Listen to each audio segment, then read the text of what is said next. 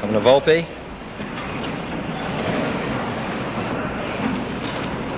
Speaker Thompson, President Powers, Lieutenant Governor McLaughlin, members of the General Court, constitutional officers, Reverend clergy, ladies and gentlemen. I have welcomed this opportunity to address this historic body, and through you, the people of Massachusetts, to whom I am so deeply indebted for a lifetime of friendship and trust. For 14 years, I have placed my confidence in the citizens of Massachusetts, and they have generously responded by placing their confidence in me. Now, on the Friday after next, I am to assume new and broader responsibilities.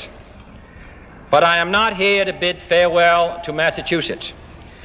For 43 years, whether I was in London or in Washington or in the South Pacific or elsewhere, this has been my home. And God willing, wherever I serve, this shall remain my home.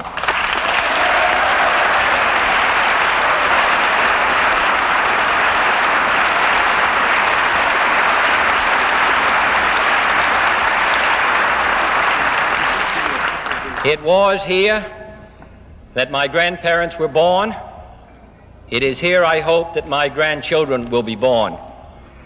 I speak neither from false provincial pride nor artful political flattery. For no man about to enter high office in this country can ever be unmindful of the contributions which this state has made to our national greatness. Its leaders have shaped our destiny long before the great republic was born. Its principles have guided our footsteps in times of crisis as well as in times of calm. Its democratic institutions, including this historic body, have served as beacon lights for other nations as well as for our sister states. For what Pericles said of the Athenians has long been true of this Commonwealth: we do not imitate, for we are a model to others. And so it is that I carry with me from this state to that high and lonely office to which I now succeed more than fond memories or firm friendships. The enduring quality of Massachusetts, the common threads woven by the Pilgrim and the Puritan, the fisherman and the farmer, the Yankee and the immigrant, will not be and could not be forgotten in this nation's executive mansion. They are an indelible part of my life, my convictions, my view of the past, and my hopes for the future. Allow me to illustrate. During the last 60 days, I have been at the task of constructing an administration. It has been a long and deliberate process. Some have counseled greater speed. Others have counseled more expedient tests. But I have been guided by the standard John Winthrop set before his shipmates on the flagship Arabella 331 years ago, as they too faced the task of building a new government on a perilous frontier. We must always consider, he said, that we shall be as a city upon a hill. The eyes of all people are upon us. Today, the eyes of all people are truly upon us, and our governments in every branch, at every level, national, state, and local, must be as a city upon a hill, constructed and inhabited by men aware of their great trusts and their grave responsibilities. For we are setting out upon a voyage in 1961, no less hazardous than that undertaken by the Arabella in 1630. We are committing ourselves to tasks of statecraft no less awesome than that of governing the Massachusetts Bay Colony, beset as it was by terror without and disorder within. History will not judge our endeavors, and a government cannot be selected merely on the basis of color or creed or party affiliation. Neither will competence and loyalty and stature, while essential to the utmost, suffice in times such as these. For of those to whom much is given, much is required.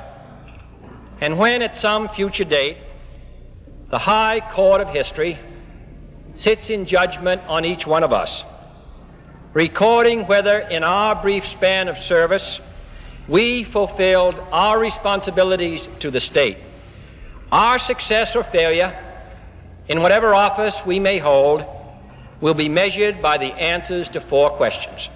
First, were we truly men of courage, with the courage to stand up to one's enemies and the courage to stand up when necessary to one's own associates, the courage to resist public pressure as well as private greed?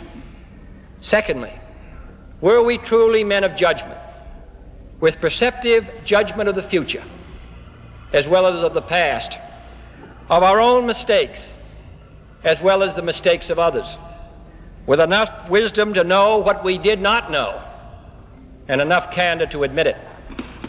Third, were we truly men of integrity, men who never ran out on either the principles in which they believed or the people who believed in them, men whom neither financial gain nor political ambition could ever divert from the fulfillment of our sacred trust?